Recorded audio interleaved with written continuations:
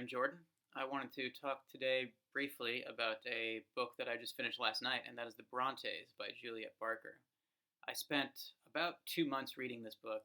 This is, of course, the massive, giant, thousand-page biography of the Bronte family and the world they lived in, Haworth, the village they lived in, everyone they ever knew.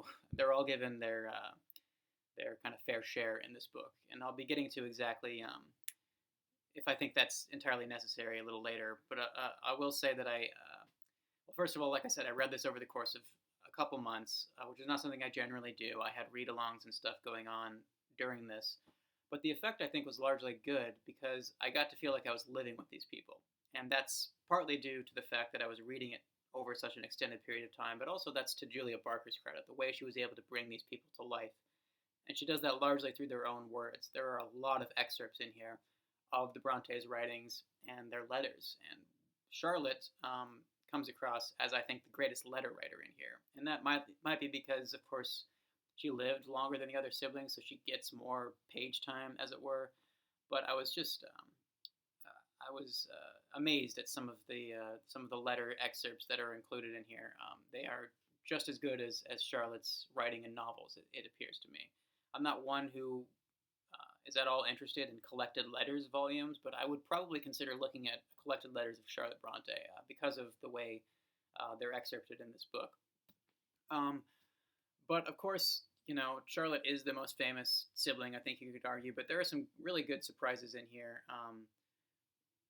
regarding the other siblings. Like, for example, Anne Bronte, who is my least favorite Bronte as a writer, turns out to be the most likable character in this book, probably. Certainly the most likable sibling. And her death, it brought tears to my eyes, which is something that I can't remember. I don't think any nonfiction has ever made me tear up. This book did, and that's partly due to the fact that Barker is devoted to giving you every detail of every moment of Anne's final moments, Anne's final few days, and it's quite harrowing. And then another great surprise was Branwell Bronte, who has kind of legendary status as this shadowy, depraved, alcoholic brother of these siblings. And there is, of course, some truth to that, but he really comes across as a very real person and a very tragic person. There's a sweetness and a boyishness to him that Barker captures extremely well, I think, and he comes across ultimately as a tragedy, I think.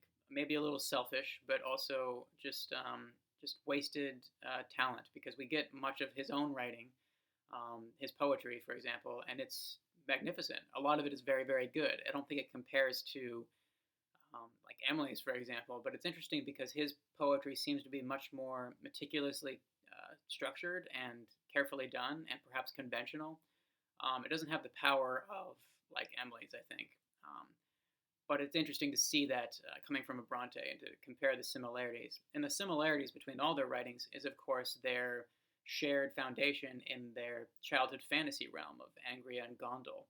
And there's a lot of page time given to that juvenilia in this book. And it's really fascinating to see how each one related to that.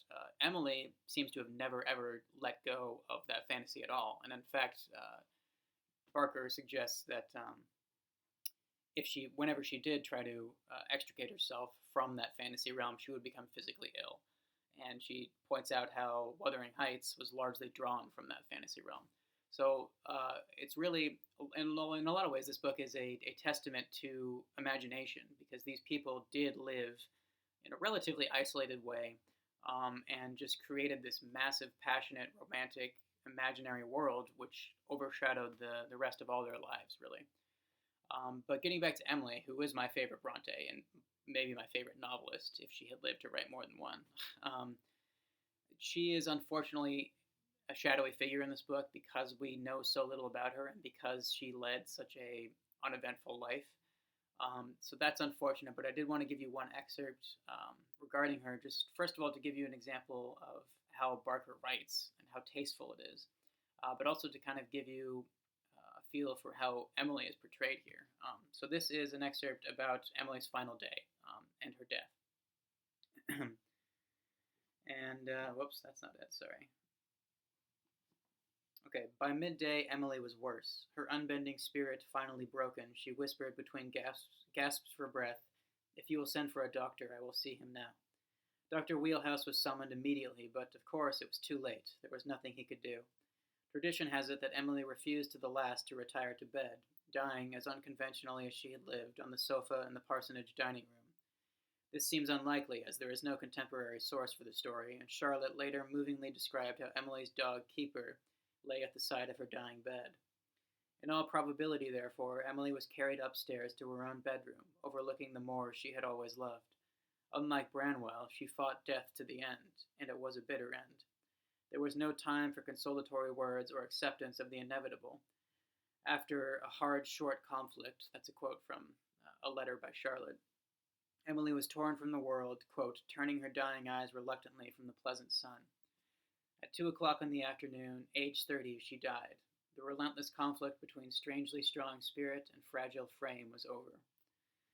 And I think that's pretty indicative of the way this book is written. Like I said, very tasteful, giving you the facts and a lot of quotes while also painting a scene. And this book is full of that.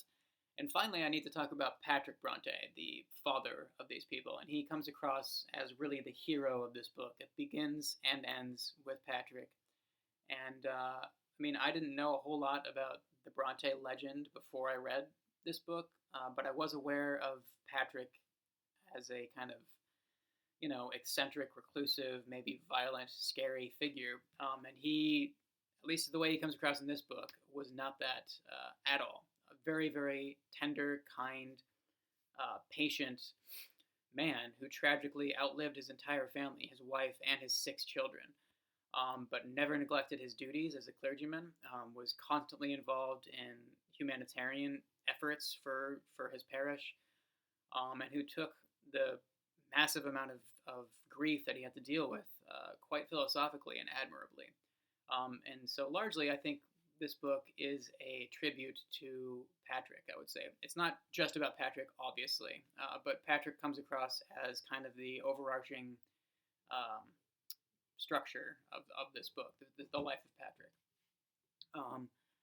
And then finally, I wanted to say that there is one thing that I don't think is entirely necessary about this book, which is the level of detail. I think if you really wanted to study this book closely, you could determine where Charlotte Bronte was on every single day of her life, and that's a bit much. I think the intent was probably to create one giant book that had all of the information that we know about the Brontes, and this does feel like that. I didn't have any questions about anything by the end of it.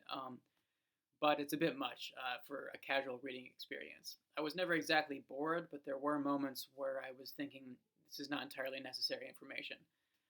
But I did really, really like this book, in conclusion.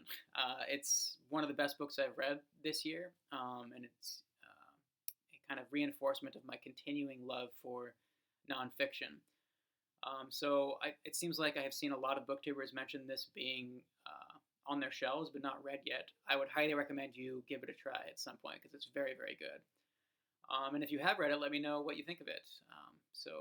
Yeah, that's it. My thoughts on The Brontes by Julia Barker. Thank you for watching. Have a good day.